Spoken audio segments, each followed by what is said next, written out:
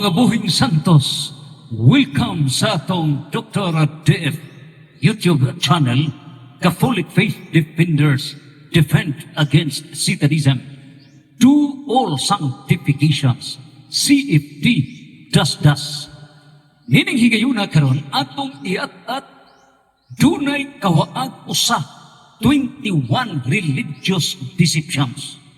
O kining 21 ka mga religious deceptions, mao kining gihimo sa mga false prophets na miluad, may-revolt, may-rebelde against the kingdom that God has founded. It is proven, Daniel chapter 2 verse 44, nang Diyos magtukod sa iyang gingharian, ug walay gahom nga makaagaw niini. Ug busa kining maong gingharian mulungtad hangtod sa kanturan. Nining tanan gituman kana ni Jesus from the year 539 before Christ nga gitagna ni propeta Daniel. In the year 33 AD, gitukod ni Jesus ang maong gingharian. This is the church. Nining putuha, the first foundation in the fullness of God's kingdom on earth, pursuant to Revelation chapter 4 verse 5, Revelation chapter 5 verse 6, 7 ka mata, 7 ka espiritu, 7 ka pundasyon sa kahimpitan sa paghari sa Diyos dinig kalibutan. In other words, in a period of 572 years, natuman ka ng panagna. Nang karon, the role of Satan is to destroy the kingdom of God. Ug duha ka paagi ang iyang pagkupa niini.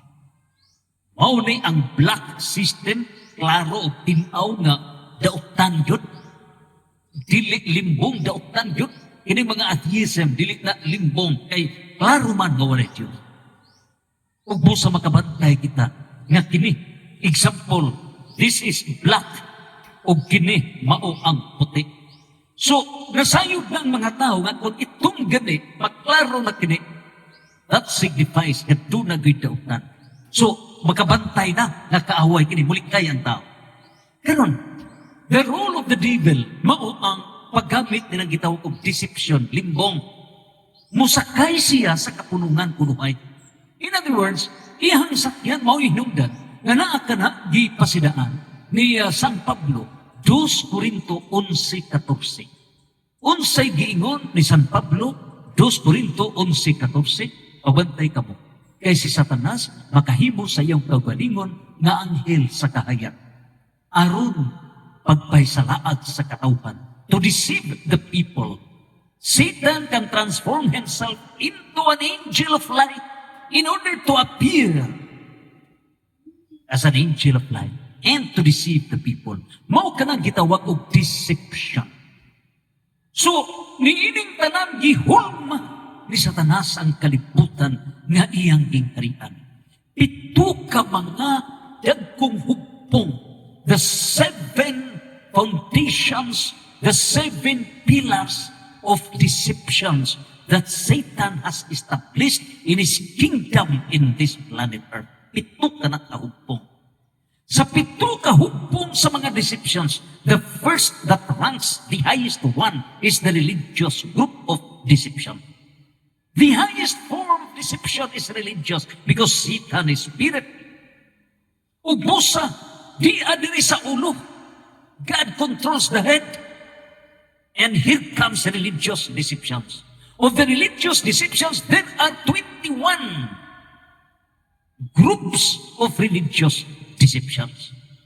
Niining tanan niya kita sa ikaupat, niya kita sa false prophets. O niining putuha ato kana nagiya aligig unsa kining deception. Niya na kita karon gikan sa ilabihan kadaghan ang mga deceptions.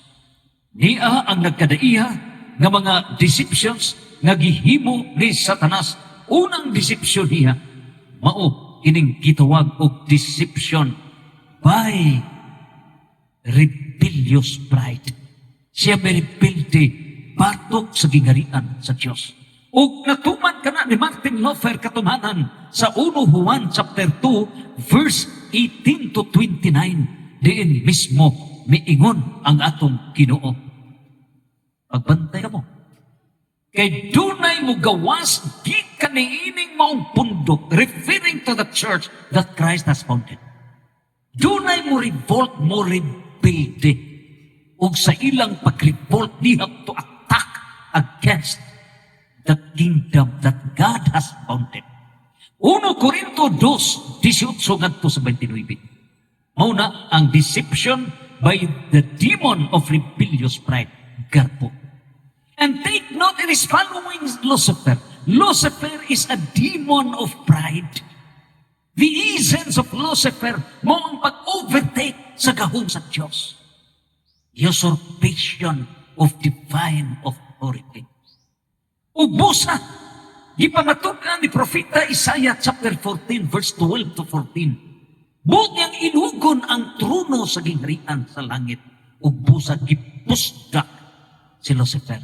E naag na sa Lucas 18:14 ang magpataas ipaubos. O kare, wala man makaabot si Lucifer na mo'y mumando sa gingharian sa langit, kaya siya sa kalibutan nagahari. And now we need salvation.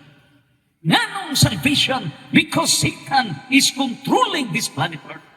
Ug yun na siya pito ka mga hugpong sa mga limbong deceptions. Para kining kalibutan, maiagit makontrol yun niya under His kingdom. And therefore, nining puntuha, ang Diyos nagpadala sa bugtong anak to save this world, pagluwas nining kalibutan against deceptions. Ang atong kaaway mo ang limbong, dili kao. Archbishop Alberto Oy, dito sa Saint Michael the Archangel Exorcism Center in Lila, Bohol. Niyadtong Vista ni Saint Ignatius of Loyola, July 31, 2025. Atubangan sa mga exorcist na mga pari led by Father Darwin Gitganog, yung mga kaubanan, Father Absalom Florilosos, Father John Legitimas, Father Skilton, ugupan pang mga kaparian nga naa sa exorcism ug ingon sa pipila ka mga abogado led by Attorney Dalida sa DILG ug sa mga lay ministers led by CFD President Kenneth Abuyabor, sila si Brad Paul, si San Brad Roland Bisa, uban pang mga Catholic faith defenders sa exorcism. Gidaya, gideklara ni Archbishop Alberto O ng atong kaaway, the warfare against deceptions, mga limbong niining kalibutan. O iyang gisite, iyang gideklarar, gi-quote ang Ephesians chapter 6, verse 10 to 12. Mao kini ang kanunay nato nga gidayat. Ang atong battleground, the headquarters of this revolution against deception, ni kini sa Ephesians chapter 6 verse 10 to 12. Ugon sa giingon ni San Pablo diha sa Efeso chapter 6 verse 10 to 12. Wala kita makig-away sa unod. Wala kita mag-away sa dugo. In other words, dili tao ang atong kontra. Kung dili, ang atong kontra is the demon of deception. Mga limbong niining kalibutan, the spiritual rulers, the political authorities, ug mao kini ang limbong na mikuyanap nining kalibutan, and there is in need to conquer all these deceptions, paglumpag niining mga limbong niining kalibutan. And so our center, the Saint Michael Exorcism Center, ang exorcism ang pag-apog sa dautang espiritu na naa naglublob sa lawas sa atong mga kaigsunan. O ang Catholic faith defenders defend against Satanism, do all sanctification, CFD, das, mauna ang pagkumbati na pinasikat sa Revelation chapter 12 verse 11. Ugon sa bagingon ni San Juan, Revelation gipadayag chapter 12 verse 11.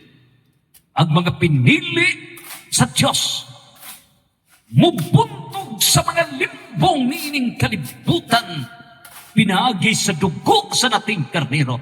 In other words, there is a partnership between two kinds of press. Duha ka klase ang mga pari karon nga magtibugno batok sa mga limbong ni Satanas dining kalibutan.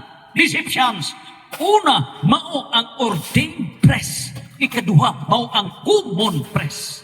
So, unsa man ang mga ordained press, mao kini ang giingon ni San Juan, Revelation, Gipadayag chapter 12 verse 11. Unsay giingon diha sa Gipadayag chapter 12 verse 11. Mabungkag, matapos ang gahom sa mga limbong, gahom ni Satanas dining kalibutan, pinaagi sa dugo sa nating karnero. O kining dugo sa nating karnero, mao kini ang gihimo pinaagi sa ato nga mga kaparian, the ordained press.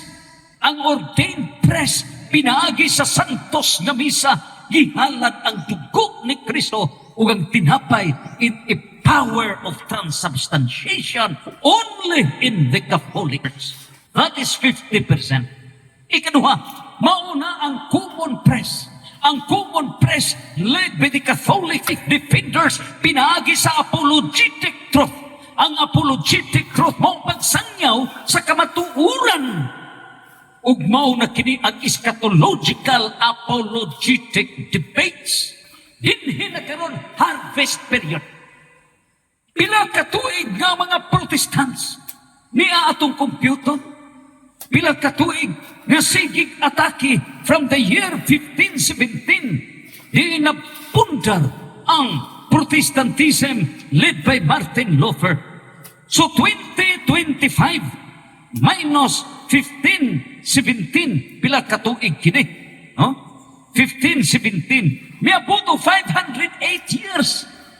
508 ka mga tuig nga gikulata pag-ayo ang gingharian nga gitukod sa Dios. Kining mga false prophets, religious deceptions, 21 ka mga religious deceptions, limbong nga niya sa religious battle, gikulata, gidungkap, gikupukupuhan ang gingharian, ang simbahan nga gitukod sa Dios. A period of 508 years from 1517 mo'y pagtukod sa Protestantism led by former Prest Martin Luther nga naibog sa usa ka Madrid. Unya, dili man siya pwede nga maminyo kay a priest is a priest forever. Musa, mihawa siya. Gikan niya ng gingharian nga gitukod sa Dios o para doon na siya legal basis. Mipahawa siya, nagtukod o kaugalingong relihiyon. Gitukod niya na himong amahan sa Protestantism official ni ini October 1517 sa dihang niyang gilansang sa Wittenberg Church ang 95 theses o kini mao ang pag-atake against the kingdom of God in his capacity using kunuhay siyang knowledge as Doctor of Sacred Theology. So nagpakasal siya sa usa ka Madrid. And he founded Lutheran Church. O gikan niya na Calvinism hangtod na nga miabot og 49,000 ka mga Protestant religious denominations. O gining 49,000 ka mga religions nga may protesta against the kingdom of God, mao kini nasud sa demon of rebellious pride. Mao kini ang gipanagna sa 1 Juan chapter 2 verse 19 to 20 verse 18 to 29. Og niining tanan ikaduha nga demon of deception, mao na kini ang demon of close-mindedness. So, unsa kining demon of close-mindedness, dili na maminaw. Dili maminaw sa church authorities. Timan nga sa diha nga gitukod sa Dios ang iyang gingharian. Gihatagan niyang fixing authority ang mga apostoles downward sa mga kaparian. Mateo 28, 19, ngadto sa 20. O giingnan niya, ang mamati, maminaw, maudawat kaninyo, midawat kanako. Ang midawat kanako, midawat sa amahan nga nagpadala kanako. Ang magsalikway kaninyo, magsalikway kanako. ug ang magsalikway kanako, magsalikway samahan nga nagpadala kanako. Lucas 12:16. Niining puntuha karon, gidayag ni San Juan, John 10:27-28. Unsay giingon ni San Juan nga ang akong mga karnero maminaw, mamati. Maminaw ang mga karnero. Ug busa ang dili iya sa Dios, dili maminaw ug dili mamati. Ug kini mahitabo because there is a demon of close-mindedness. Ang gitudlo ni Martin Luther, ayaw paminaw sa church authorities. Do not listen to the church authorities. Do not get the power of hearing. So instead, hearing ra, mataray gi-introduce ni Martin Luther. Use your eyes, do not use your ears. Kaya kung gamito ninyo ang ears, you have to listen to the teaching of authority. Naninigputuha to paralyze the kingdom that God has founded. I-paralyze niya ang teaching authority para ang iyang mga followers dili na maminaw, never have to listen to the teaching authority. Ang resulta niya na eyes only, for your eyes only, gipulihan niya. Sa unsang paagi, he introduced Bible alone. Ug sa iyang gipalikatap nga Bible ratuhuan. The source of authority is not the church founded by God. Gibungkat niya ang church. No! Wala na ipakialam if there was a church founded by God. The church was replaced by Bible alone. Very ungrateful. After this church has founded, after the church has declared in 4 ecumenical councils, nga kining ang kasulatan compiled by the Christ-founded church, human kini na deklara with 73 books. Unsay gibuhat ni Martin Luther, gikawat ang mawbalaang kasulatan. Gikawatan kini og 7 ka mga libro, 66 books. Gikopya niya ang tanan, except lang sa 7. At naadya ang daghang mga doktrina, mga pagtulunan sa Diyos. So 66 books. Unya kining 66 books sa Protestantism, mao na kini gipuli. He replaced the church. He replaced the church by the Bible. And he replaced the teaching authority by Bible alone. That is deception. Mao kini ang hinungdan na ilad na limbong ang tanang katauhan sa tibuok kalibutan. This is religious deception. Take note. God founded His kingdom. And this church, the first foundation in the fullness of God's kingdom. Martin Luther replaced the church by the Holy Bible. Is it correct? Wrong. You cannot replace the church with the Holy Bible. The church is above the Bible. The Bible is only a product of the church. There is no Bible without the church. Pero giunsa, because deception is balitan. Deception is reverse. Satan's logic is reverse. Balitad ka ng logic ni Satanas. Take note.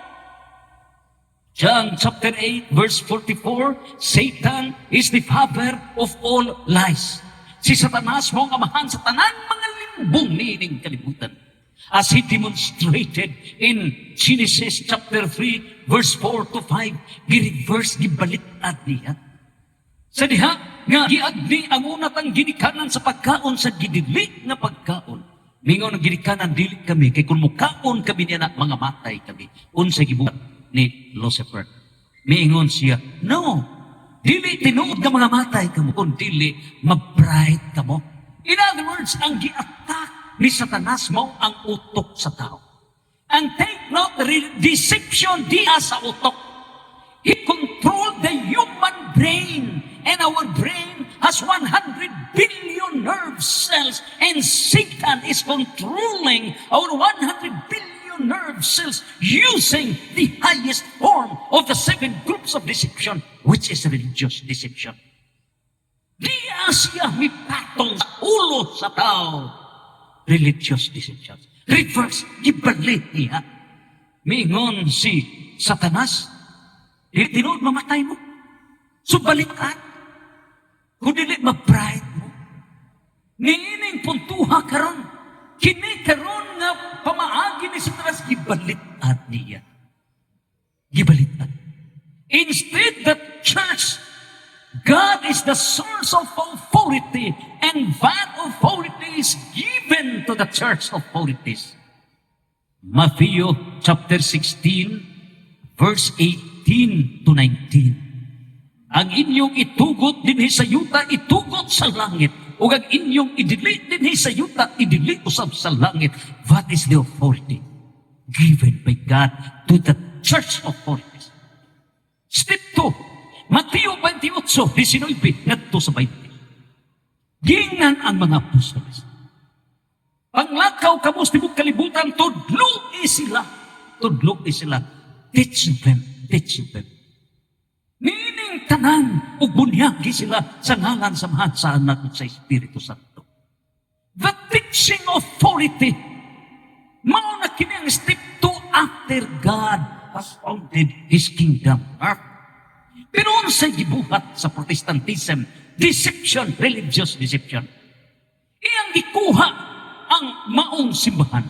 He replaced the kingdom with the Holy Bible. Ining puntuha, that is religious decision. Unya, pag-replace na, pagpuli na, niya ng gingharian sa Diyos. Gikuha niya, gibungkag niya ang teaching authority. The church magisterium led by the Pope, the bishops. Kining church magisterium, mao kini ang muhatag ng official interpretation of the Holy Bible. It is the Supreme Court. Mao ka na ang official na mo interpret. If there is misunderstanding in the Holy Bible, the church magisterium has to convene, and so far we have 21 ecumenical council. Kadtong si Arianism, Arios, mi atake against the Kristo na dili Diyos. Gi-convene ang Council of Nicaea, o diya sa Council of Nicaea, patinaw sa doctors of church, the fathers of the church, na si Kristo Diyos. And we have the Nicene Creed, mituok ako. Sumiabot og 21 ka mga ecumenical council. The latest was Second Vatican Council. Mao kini mga pronouncements, mga dogma, mga doctrines of the church, official teachings of the church. Pero ang trabaho sa false prophets, trabaho ni Satanas, lubugon, lugawon ang gingharian sa Dios, gamiton kining kunuhay nga batid kunuhay sa balaang kasulatan, pretending to be experts in the Bible because every day they are reading the Holy Bible, and yet there is no understanding of the Holy Bible because of private interpretation. And that private interpretation, outside of the blessings, guidance of the Holy Spirit. The Holy Spirit resides only in the Christ-founded church. God does not live in a religion founded by man. It is very clear. Ang Diyos na Amahan, Diyos na Anak, Diyos nga Espiritu Santo, dili mo puyo ni anang relihiyon nga tinukod lamang sa tao.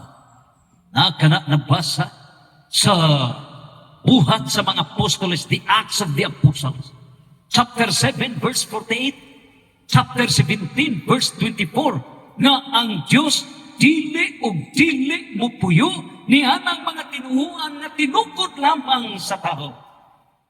Ug busa ngano ba? God did not give the teaching authority to those false prophets. God did not give the teaching authority to those Protestant religions whose purpose is to protest and to destroy the kingdom that God has founded. Wa niya ihatag. Kundi gihatag niya gikan sa unang Santo Papa, Pope St. Peter, o karon si Pope Leo XIV, ika-267 Pope. O busa nining tanan, Kaya wala man puyo ang Espiritu Santo ni anak karon nga nakadaiya nga mga tinuhuan nga tinukod lamang sa tao since 1517 hangtod karon miabot nga og 49,000 ka mga Protestant religions. Because of their close-mindedness, demon of close-mindedness, attacking against the Christ-founded church. They will never listen to the teaching of politics. Busa, may deklarar ang Diyos sa Lucas 12:16.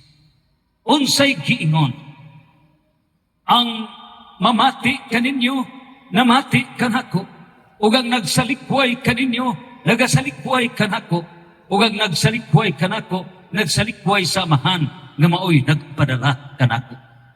Niinong puntuha, this demon of close-mindedness mao kini hinungdan nga dili makasabot ang atong mga kaigsuonan nga mga pastors ngano how can they understand when they have to close their eyes? Unsaon nila pagsabot kung ilang siraduhan ang ilang utok? Mao kini ang pagpadayag ug busa unsa ba ang pagpatin-aw sa Ginoo?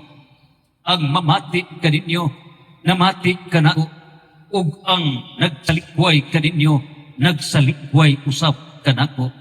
Lucas 10:16. So niining tanan, this is the demon of close-mindedness. Ug mao kanay hinungdan nga kay close man ang ilaha nga mga dunggan. Naaba kanay warning sa Dios ang close-mindedness? Yes. Naa kana sa Mateo 13:32, 13:14 ngadto sa 15. Unsa giingon ni San Mateo? Doon na daan nga warning si Propeta Isaias. Unya, kining warning ni Propeta Isaias repeated ni Saint Matthew, cited diri sa Matthew chapter 13, verse 14 to 15. Ningon si San Mateo, busa natuman ang panagna ni Propeta Isaias. Nakakita kamo ug nakadungog apan nagpakabuta bungol lang kamo. These false prophets, these pastors of the 49,000 Protestant religions all together attacking against the kingdom that God has founded. Nagpakabuta bungol. They close their ears, they close their eyes. Kay kining mga tawhana gahig ulo, gisampungan nila ang ilang mga dalunggan o gipiyong ang ilang mga mata. Kay dili sila buot makakita o dili buot makadungog. They close their eyes, they close their ears. The people, these people will listen and listen but not understand. They will look and look but not see because their minds are dull and they have stopped up their ears and have closed their eyes. Sirado. I was serving as moderator in several debates, religious debates. I've experienced nga kining mga Protestant nga mga pastors, mga debaters sama ni Inyekes, Achilles, sa Dawes. Mangutana, tubagod gani, dili maminaw. He will never listen. Mao na nga kanunay kita mo makmak, listen to the answer. Listen to the answer. Dili pagani makatubag, mangita na ng pangutanaw, dili maminaw. How can you understand? Ug mao kini ang sign in the absence of the Holy Spirit, because the Spirit does not reside in those religions founded by men. Take note, Acts chapter 7, verse 48, Acts chapter 17, verse 24. Dili puyo ang Espiritu Santo. Dili mo puyo ang Diyos ni anang tinuhuan na tinukod lamang sa tao o busa na kuyaig kini. There is no understanding. O mo'y hinungdan na nagkabuwagsa kini niya 49,000 ka mga Protestant religions receive sa locator. The things speak for itself. Nining puntuha karon. demon humaniya nga mao nang demon of self-righteousness. Unsa ning demon of self-righteousness? Magpaaron-aron na. Kay gihimo naman nila ang balaang kasulatan nga source of authority. Take note, ha? There are two terms we should fully comprehend. The first term, church versus Bible. Ang Diyos nagtukod sa iyang gingharian, and the first foundation of God's kingdom, mao ang simbahan. Niining putuha karon. Unsay gihimo ni Satanas to deceive? He replaced the church. Iyang gipulihan ang simbahan with the Holy Bible. Replacement system. Replacement. Gipulihan niya. Karon, God mihatag ang authority sa teaching authority led by the apostles, headed by St. Paul. Unsay nahitabo? Ang teaching authority, Mateo 16, 18, 19. Mateo 28, 19, 20. Kining tanan, replaced by Bible alone. Tuan na igok sa religious deception, Bible alone. In other words, ang mutudlo sa tao, private interpretation, Bible na, never to listen to the teaching of authority. Dinhi natibuksok ang Protestantism. Dinhi natibuksok. Ugon sa padiay ang kabubuton sa Diyos. Is it Bible alone? No. In the book of Acts chapter 8, verse 26 to 40, unsa ba'y giingon? Si Apostol Filipe. Si Apostol Filipe, which is the origin of the name of this country, Philippines. Ining putuha karon niya sa Acts chapter 8, verse 26. Ngadto na sa Acts chapter 8, verse ngadto na kini verse 40. Usa ka Ethiopian official, usa ka eunuko. Nagbasa siya sa balaang kasulatan sa Isaiah. Karon, wa siya kasabot. Gingnan siya sa Diyos, sakli ka ng maong eunuko. Uban sa iyang karwahe, pasabta siya. Ipangutanan ni Filipe, nakasabot ka ba? Sa imuhang gibasa, mingon siya, how can I understand if nobody has to teach me? Unsaon ako pagsabot? Pero niining puntuha, ang Protestantism, misubmit ba sila? Because kung ikaw maminaw, you should have the virtue of humility. Pagpaupos. Ang tao nga dili maminaw, there is no humility. Satan has no humility. Lucifer has no humility. Protestantism is teaching no humility. Ang tungod kay way pagpaupos, dili maminaw, it is an act of Satanism, religious pretension. Shall we follow the dictate of Satan? This is pride. Walay pagpaubos, dili maminaw. Satan is injecting pride. Dili magpaubos. Ubos sa dili maminaw. O dinhi, natikako. O kining ikatulungal deception, mauning demon of self-righteousness. O niya karon sa 1 Juan chapter 4, verse 1 to 3, nagpasidaan na daan si San Juan nga usa ka apostol. Miingon si San Juan, 1 Juan chapter 4, verse 1 to 3, do not believe all who claim to have the Spirit, but test them to find out if the Spirit they have comes from God. Dili tanan nag-ingon nga naa ka na kong Espiritu tinuod. Tistingi kung iya pagkana sa Diyos. Ngano? Matod pa ni Father Darwin Gitgano, Catholic Faith Defender, Spiritual Director, an exorcist priest, fighter against the demon of deception. Mingon siya, duha ka klase ang Espiritu. Ang Espiritu Santo, nga mo'y muhatod ka nato sa pagtugkad sa misteryo sa Diyos. Because there are 7 gifts of the Holy Spirit, and that is the Holy Spirit. And the Holy Spirit resides only in the Christ-founded church. Naalang ang Espiritu Santo diha sa simbahan nga gitukod sa Dios, guaranteed by St. Paul. 1 Corinthians chapter 3 verse 16, 2 Corinthians chapter 6 verse 16, Colossians chapter 1 verse 18. Nining tanan unsabay gipadayag ni mao kana ang unang klase sa Espiritu, Espiritu Santo. Nga dunay pito ka gasa sa Espiritu Santo. Dunay siyamtod na pulugduha ka fruits of the Holy Spirit. Mao nay unang klase sa Espiritu. Against the Holy Spirit, gitinaw ni Father Darwin Gitgano, kanang Espirituha dili Espiritu Santo, kundili Espiritu Tonto. Unsa nang espiritu tunto, mao kana ang demon of deception.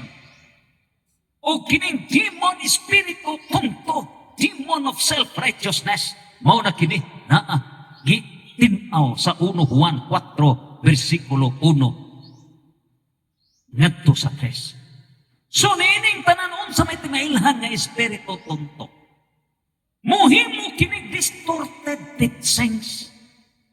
Distorted teaching. Biblical mastery kunuhay. It is admitted fact na kining mga pastors, ang mga false prophets, halos manmemoryado nila ang Holy Bible, gikan sa Genesis, ngadto na sa Revelation, hapit memoryado nila. Yes, you have memorized all the biblical texts. And yet, even you memorize all the provisions of the Holy Bible, in the absence of the Holy Spirit, you are nothing. Wala kay imo. Tikio, sirado ang imong output. Mo'y hinunggan nga mingon si San Mateo, chapter 7, verse 21 to 23. Dili tanan ang tawag kanako Ginoo, Ginoo, magkasud sa gingarian sa langit. Dili tanan nagwali. Dili tanan naghimog mga milagro, makasud sa gingharian sa langit. Kundi kadto lamang nagtuman sa iyang kabubuton. Ubo sa inis natin guarantee that you have memorized the Holy Bible, you are a person in authority. No, because dunay espiritu tonto, and that is the demon of deception, and that is the demon of distorted teaching. Ubusan nining tanan, aron yun atubangon kining demon of distorted teachings. Doon na warning si San Pablo. Diha sa 2 Corinto, chapter 11, verse 4. Pagbantay mo. Kaya kining mga false prophets, nagwali kini sila of different Jesus. Lahi na Jesus. Nganong lahi na Jesus man? Tungod kay si Jesus, mao ang ulo, ug ang simbahan, mao ang mystical body of Christ. Colossus 1:18. In other words, the head cannot be separated from the body. Ang ulo, dili ma-separate, dili ma-cut off, dili mabuwag sa lawas. And this body is the mystical body of Christ. And this mystical body of Christ is the church, mao ang simbahan, o mao hinungdan nga ang Dios mupuyok ni anang mystical body because Christ is the founder of that mystical body nga mao ang simbahan. Niining puntuha karon. Nganong laing Jesus man, different Jesus ang giingon ni San Pablo. Tungod kay gi-cut off, gihimong wuwog si Kristo. Sa pagtulunan sa Protestantism, faith alone, Christ alone, ayaw na paghiskot og church. There is no church, there is no religion, Christ alone. In other words, giputol ang ulo. Kung maputol ang ulo ni Kristo, cut off from the mystical body, from the church, unsay may tabok, wuwog. Gihimo nilang wuwog si Kristo. And that is different Jesus. Mao kini nga gibadlong dayon sa mga apostoles. In the book of Galatians chapter 1 verse 8, Galacia 1:18, unsay giingon ni San Pablo ngadto sa Galacia chapter 1. Niya iyang gipadayag, bisan ang anghel sa langit. Galacia 1, versikulo 8. Apan kami o usa ka anghel. Apan bisan o kami o usa ka anghel nga gikan sa langit, magwali kaninyo og maayong balita. Maayong punok balita, magwali ba, maggamit, mag-Bible, magwali sila. Sister, niya si Jesus. Jesus alone, Jesus alone. Take note that. Is it not deception? Deception, limpo. Ngano? Niya. Kung magwali kini sila, ug maayong balita, nga lahi sa among giwali different from those preached by the apostles. Lahi sa ilang giwali, mahimo unta siyang tinunglo. Unsay gipasabot nga mahimong tinunglo? This will be cursed. These should be condemned. Ngano, mao ni false prophets, mao ni ang religious deception, ang tuyo ni ini nga miribilti batok sa gingharian nga gitukod sa Dios. Warning na ni San Juan, 1 John chapter 2 verse 18 to 29. They revolted against the kingdom of God. Ang ilang tuyo ilang paglimbong. Nini po to different. Bungkakon against Holy Trinity, walay Holy Trinity. Si Jesus dili Diyos. Walay mahal na Birhen. There is no Mother Mary. There is no second family. Walay baptism, walay confirmation, walay seven sacraments. Walay purgatorio. In other words, all the teachings of the church, ilang gilawgaw. Muna nagwali sila. Gigupa nila ang gitudlo sa atong manunubos o sa mga apostoles. Niining puntuha, paabot ka mo. Because we shall have the eschatological apologetic debates.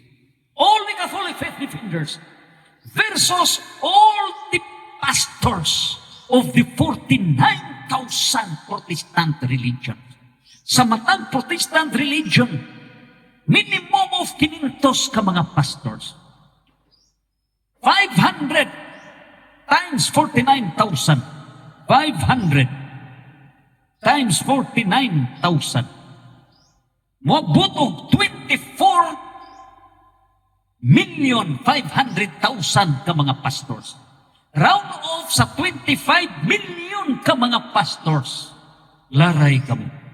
Because the Catholic faith defenders will defend the kingdom of God. Mao kini ang giningon sa Hebreo chapter 2 verse 1. Busa huptan ta sa tumang kalig-on ang kamatuoran nga atong nadawat aron dili kita mahimulag niini. Huptan ta sa tumang kalig-on ang kamatuoran nga atong nadawat aron dili kita mahimulag niini. Mao kanang giingon ni San Pablo ngadto sa taga-Hebreo chapter 2 verse 1. Ngano ba pinaagi ni dili kita malimpungan? We must hold on all the more firmly to the truth we have heard, so that we will not be carried away. Para dili kita masud sa religious deceptions. Mga dunay 20 debate propositions on church foundation. Abot mo, mga Protestant pastors. 5 debate propositions on biblical foundation. 5 debate propositions on teaching authority. 5 debate propositions on the role of Protestantism. 6 debate propositions on fallacies of Protestant teachings. 5 debate propositions on worshiping God, 15 debate propositions on church dogmas and doctrines, 10 debates propositions on the role of the Christ-founded church. Sumaw ka na ang atong karon nga damon o kining upat nga deception sa Protestantism mao ang demon of false prophets. So kining mga false prophets duha kini ka grupo mutag na sa umaabot, and it was done in the Old Testament.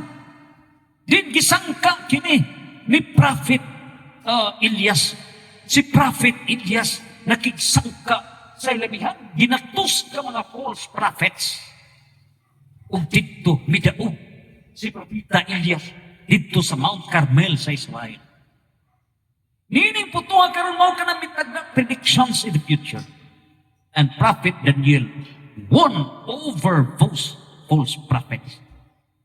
In the New Testament, ang mga false prophets mauna ang mga migugpa sa gingharian na gitukod sa Diyos.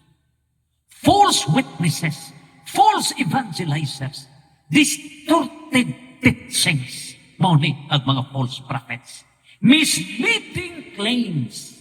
Warning ka na, Acts of the Apostles, chapter 7, verse 48, chapter 17, verse 24. Warning kini. Nga dunay mga false prophets, hupon yun mo mislead, pag-deceive. Ubusa kining mga false prophets. Mao kini mo mislead. Wala kini mamunga.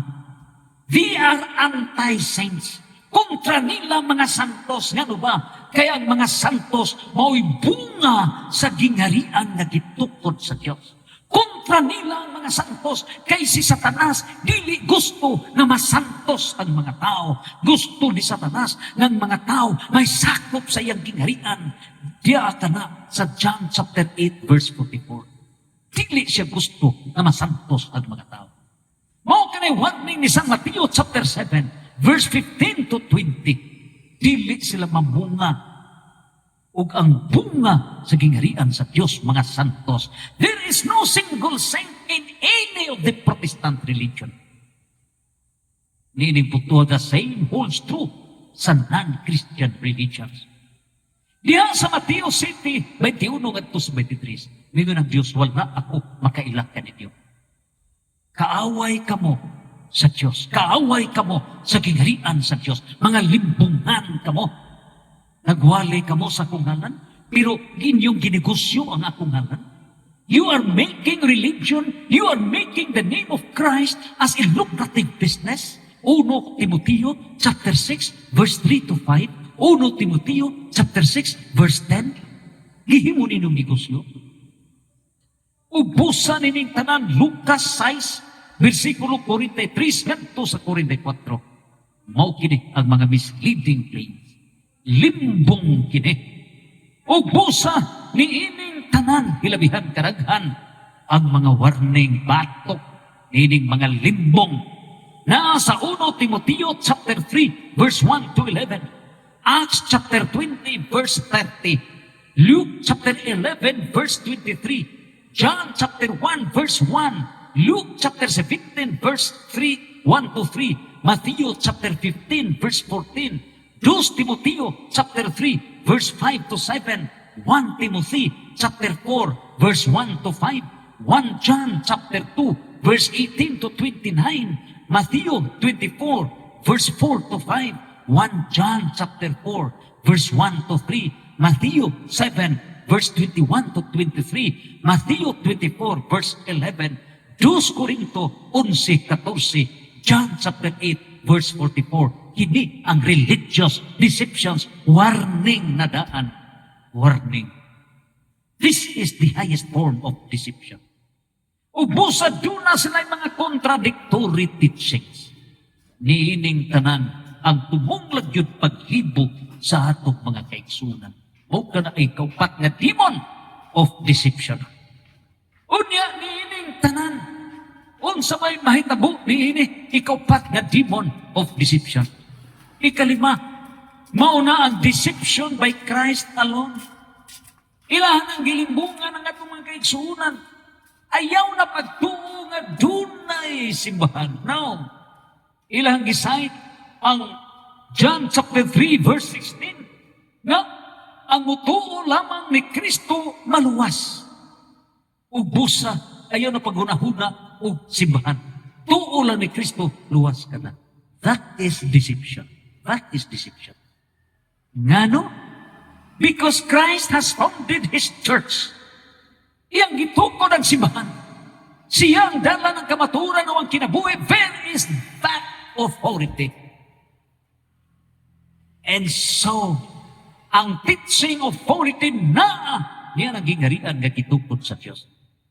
Meaning putuha, the church is the mystical body of Christ. So pag-ingon nga ayaw pagtuo sa simbahan, Christ alone, ulo ra mo focus. Kung ulo ra walay lawas, wuwog ang dating. Wuwog. That is another Christ. And that is deception. Dakong limbong ang ilang gihimo. That is deception. Una, kining ikaw no, deception by no religion. Ilan ang ipadayan? Nga dili makaluwas ang relihiyon. Duha kini ka aspect.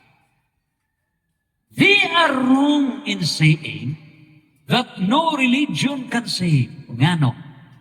Because in Ephesians chapter 4 verse 4 to 6, unsay gipadayag diyan. Nagpadayag. There is only one God. There is only one baptism. There is only one faith. Usara ka pagtuo. And religion is a system of faith. Usa ka na ka system of faith. And so pag-ingon nga walay relihiyon na makaluwas, hunong mo mga protestante, hunong mo sa inyong pagpanudlo. Hunong mo.